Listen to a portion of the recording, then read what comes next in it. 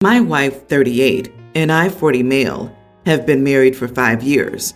We both have kids from previous relationships.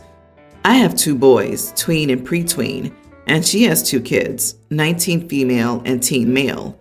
My wife's oldest, Kate, still lives with us while attending community college and working part-time. Like many 19-year-olds, when she isn't in class or working, she's very active on social media. This has caused some issues, however. My kid's mom and I have agreed that we aren't going to give our kids phones until they're old enough. We've agreed on it for a long time, and I don't intend to change it. Of course, this has caused some issues because my wife's kids both have phones, but they're older. My kids are well aware of the rule that their mother and I have about giving them phones. They don't like it, but they're young, and their mother and I don't feel that they need their own phones yet. Kate posts a lot on TikTok and Instagram. My kids want to join in whenever she makes videos of her dancing or something, but I don't feel comfortable with them being on social media. They're too young for something like that, and they don't fully understand that the internet is forever. So I've told Kate many times that I don't want her to include my sons in her social media content. However, she doesn't listen. I've caught her many times taking videos of them eating gross stuff or doing stupid things for a laugh. When I tell her to stop, I'm met with lines of, "You're not my parent," or "They said they wanted to do it." Of course they say they want to do it. They're young, and they look up to you, Kate. My wife has talked with Kate about this too, but nothing has changed. The most recent time I caught Kate filming them, she had mixed a bunch of food into bowls and had them eat it. I sent my kids to their rooms and had some words with Kate. I told her that we've talked about this many times, and she refuses to respect my boundaries regarding my kids. I told her that this was her last warning, and that if she did it again, she would no longer be welcome in my home. She told me that I couldn't do that because this was her mom's home too, but it isn't. My wife and her kids moved into my home, so it's only in my name. I don't want to pull that card, but Kate isn't leaving me much choice, and her mom is reluctant to punish Kate too harshly. I told my wife what happened, and she said that I couldn't do that because this is Kate's home too. I told her that this was a hard boundary for me, and it was no longer negotiable. Kate has continued to disobey a rule I have regarding my kids. My wife said that she talked to Kate about it again, but I have doubts about Kate listening. My wife said that I took it too far and that Kate is just doing what teenagers do. I told her that I don't care what other kids are doing. This is a rule my ex and I have for our kids. Am I the idiot for threatening to kick my adult stepdaughter out? Not the idiot, but your problem is much bigger than Kate. Your wife has allowed Kate to ignore your clear boundaries. She refuses to actually parent her daughter and enforce house rules. This isn't an issue that'll stop by kicking Kate out. You have to get your wife on board with being an actual parent to her kids, or there will be more problems later. Kate is 19. It is not her home anymore. It's your home that you're letting her stay in. You are under no legal obligation to allow her to keep living there. She can't use the "you aren't my father" excuse with this, because it does involve your actual children. You've drawn the hard line in the sand and found your hill to die on, which is worth it. Your wife's reaction is concerning as well. The disrespect is alarming, and Kate isn't a teen anymore. She's 19, for goodness sake. Your wife is the bigger problem. Is she also eating nasty stuff? I doubt it. I'd be angry at the wife too for co-signing this behavior. If she deliberately disrespects another boundary, like, I don't know, stealing from your wallet when you told her not to, or damaging your things, would that be okay? And you'd be completely justified in telling her it's time to find her own place to live. Heck, take the social media thing out of it completely. This reads as a power play on her part. How much can she disrespect another adult in their own home and not have consequences? How seriously does her mother take your boundaries versus your stepdaughter getting to do what she wants? My 22 female, sister 36, has invited me to visit her since she married and settled. I finally had some stability with my job and took my 3-week vacation.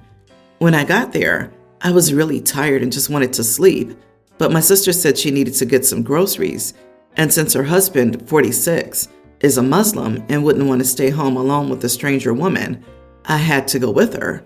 I was like, okay, your house, your rules, and I've been going out with her whenever she went out for the past 2 weeks.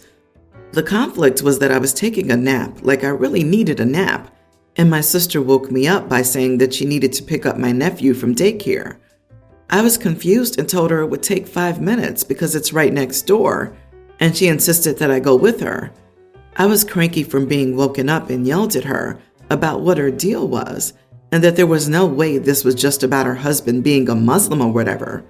I told her she either didn't trust her husband or didn't trust me to an unhealthy degree, and she shouldn't have invited me over in either case.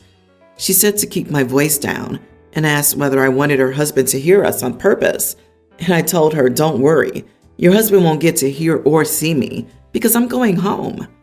She started to apologize at that point and said she was stuck between a rock and a hard place, but I was really upset and packed up and got on the train. Now that I've calmed down a little, I feel like I might have overreacted, and she was honest since day one about not staying home alone with her husband, no matter why she set that rule. Ugh, this sucks. Am I the idiot? Not the idiot. You are the guest in their house. Why can't the husband leave to avoid this issue? If they knew this would be a hindrance, why invite you to stay in their home instead of at a hotel where it wouldn't be a problem? I don't blame you for leaving, and they should be ashamed of themselves for being completely inhospitable to you. Why can't the husband pick up the kid if the husband is home? I mean, is he so incapable that he can't? But also, OP's not a stranger. She's family. Muslim men are allowed to be in a house with female family members. Something else is going on here. Big Sis's story isn't adding up. I see 3 possible scenarios, especially since she doesn't want her husband to hear. 1, sister is jealous or insecure or paranoid and using her husband's faith as an excuse. These insecurities can be imagined or based on actual comments of behaviors from her husband, like saying her sister's hot. Number 2, sister's one of those white ladies who marry someone from a different culture and goes all out extra with enforcing rules no one actually has. These women usually start every sentence with, my Muslim husband or my Arab kid, and make it their whole identity. 3, husband is abusive in some way, and she's walking on eggshells. I feel he has no idea she made this rule, since she asked OP to quiet down so he couldn't hear. I'm wondering if the sister may convert, and it's actually her who's super conservative about following the rules. Anyway, that's definitely something that should have been brought up before you arrived, and a pox on anyone who wakes me up from my nap. I, 42 male, have a sister, Sarah, 33. Growing up, our dad had his own small business, and our mom was an office manager. We lived a comfortable life, but were not rich by any means. Our parents told us that they would pay for our 4-year degree in grad school should we decide to go. However, they made it clear that the money is for school only and not just free money. They stressed that if we decide not to go to school, they're not giving us the money for a house or anything. They said they worked hard for their money, so they're going to retire early and enjoy their lives together. Once they pass, we'll get whatever's left. But we should expect nothing because they're really going to enjoy their lives. Does it sound harsh? Yes. Is it reasonable and fair? I think so. They were setting us up for life as adults, and growing up, I saw how much they sacrificed for us.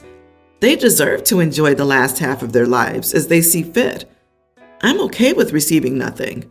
That's because I make a decent living as an electrical engineer with an MBA, and my wife is an attorney. We're doing well. Sarah, on the other hand, is not doing so well.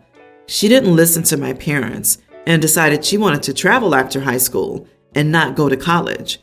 She asked our parents to fund her traveling, but they refused and told her that she was 18 and could earn her own traveling money. She moved to the West Coast and went no contact for a while from all of us until about 3 years ago. She moved back into our lives, but we're not close. About 2 years ago, she asked my parents for money to put down on a house because she was tired of renting, but they refused. They said that their offer to pay for a 4-year degree in grad school still stands, but they're not paying for anything else. She complained to me, but I agreed with my parents and told her it wasn't too late to get a degree and a better paying job. She didn't like my answer and went low contact. This brings us to our current situation. Next year is a major anniversary for my grandparents who live in another country. My family and parents are going there to celebrate with family members from all over the world. This will be a huge family gathering with people from all over the world flying in, and we're all excited to go. However, it's an expensive trip, and it'll cost about $20,000 for my family, me, my wife, and 2 kids. Sarah is married with no kids, but she can't afford to go, so she asked her parents to pay for her and her husband to go. They again refused and said they'll still pay for her college, at which point she blew up at them. She called me to complain about how they're living in a crappy apartment, driving barely working cars, and have no savings, and our parents refuse to help. I told her she made choices in life, and she's responsible for them. I said our parents are incredibly generous to offer still to pay for her college, and it's still not too late. She hung up, and I think we're about to go back to no contact. Am I the idiot for taking this stance? Not the idiot. Sister was given a choice and a chance to improve herself and her life, but kept deciding to try her luck and disappear. Like they're still offering to help her in a tremendous and meaningful way. A full ride through grad school would radically change her life. It bugs me when people complain and moan about how their life sucks and yet won't do anything about it. Why do people think that they can be dead weight on others? It's not that she's disabled, has big medical needs, or can't work for some reason. At least it's not stated. She just doesn't seem to be doing anything to better her life or situation. I agree with the parents not financing her life, other than allowing her to improve it. You are the idiot. I don't see the harm in them helping her with this trip on a one-time basis, other than they're very authoritarian or my way or the highway type of people with their kids that I simply cannot relate to. Them mentioning college when she's asking for help with the trip is inappropriate and seems like it's a backhanded way for your parents to criticize her life choices and not listening to them. At this point, they're intentionally rubbing a wound with salt and being incredibly manipulative, in my opinion. Your sister's made it clear that she doesn't want to go to college, and it's not unreasonable for her to request some support from her own parents. I don't see the harm in them helping her with this trip on a one-time basis. Yeah, you paid for the trip. Why can't you give me money for a house? Why can't you fund my vacation? Why can't you just give me money? I freaking love your parents for setting boundaries and sticking with them. And good for you to support your parents' decision and give reasonable advice to your sister, although she might not want to hear it. I, 40 female, have a daughter, a young teen, who asked me if one of her Christmas presents could be a trip to the nail salon. She wanted to get long acrylics done like she sees a lot of other girls wearing. I am going to say that acrylic nails are a waste of money when press-ons are much cheaper and can look just as good when done properly, even though they don't last quite as long. I wear press-ons pretty regularly, which she knows. When she asked if I would take her, I said no and explained my reasoning. I told her that she could look online, or I'd take her to Ulta to get her press-ons that I would show her how to use. Since that sounds cheap, and because it isn't about the dollar amount, it's about where the money's going, I told her I would try to get her a hair appointment and she could get something fancy done. My daughter objected, saying that nobody gets press-ons done and that press-ons don't look good. Admittedly, I felt hurt as I do a pretty good job on my nails. I told her she could take my offer or leave it, but she won't be disrespectful. She continued complaining about how she'd be made fun of for having press-ons and not the real thing. I told her if she got her own money, I'd take her to the salon, but I'm not paying for something I feel is a waste of money. My husband says I'm being too harsh and that acrylics are a status symbol for girls now. I said she's a young teen and she doesn't need a status symbol. He pointed out that we could afford a trip to the nail salon. I agreed, but reiterated that it isn't about the dollar amount. It's about the worth. My husband grumbled for a bit, and they're both unhappy with me. Am I the idiot? You are the idiot. She's requesting this as a gift, not a general everyday thing. And just because you don't find value in the gift doesn't mean she won't. The gift is not for you. It's for her. And while press-on nails might be good enough for you, it's not what she wants. And given that this isn't a money issue, it's reasonable for her to get the nails she wants. This is like refusing to buy a kid a toy they want for Christmas, just because you wouldn't play with the toy. And I'm so mad at she's a young teen. She doesn't need a symbol of her status line. OP is only 40. Is it really so hard for her to remember how hard it can be as a teenage girl to feel like you fit in? I'm not saying the daughter should get every little thing any of her friends have, but God, a little understanding would go so far here.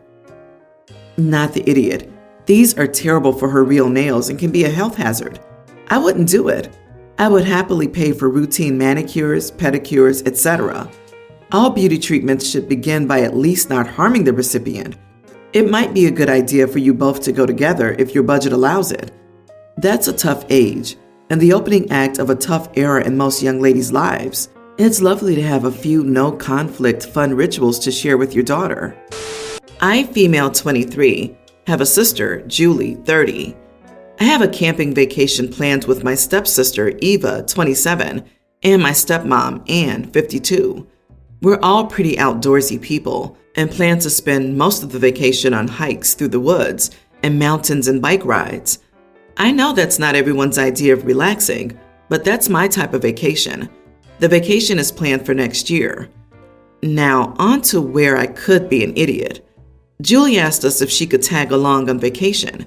She's currently pregnant with her first baby, and at the time of the vacation, she'll be 7 months pregnant. Even before the pregnancy, Julie has never been outdoorsy and hated exercise. It sounds bad, but if Julie comes, we'll have to spend the whole vacation accommodating her and listening to her complain rather than actually doing the stuff we planned. I've taken Julie on a couple of hikes long before her pregnancy, and each time she complained about every little thing, held the group behind, and treated everyone like a personal assistant. I talked to Eva and Anne in private and explained my view. They think I'm overreacting and being selfish, and said that if Julie wanted to come on vacation, we shouldn't exclude her. I said that if Julie was going to go on her vacation, then I'm not going to go.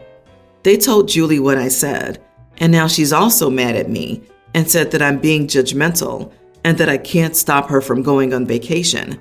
She told me I was a crappy sister and that since she was pregnant, I should be more supportive of her going on vacation. So, am I the idiot? Not the idiot. Why does she even want to go on vacation if she doesn't like exercise or being outdoors, plus being pregnant? Sounds like a recipe for a crappy time. I frankly can't believe someone who's going to be 7 months pregnant would want to go camping and hiking. It's going to be an absolutely miserable experience for everyone, but there's more to it. I'm guessing the three of them will try to force OP to change the vacation plan. They guilt OP into doing something else at the last second because she's pregnant. That way she forces OP into a vacation she wants for free. This.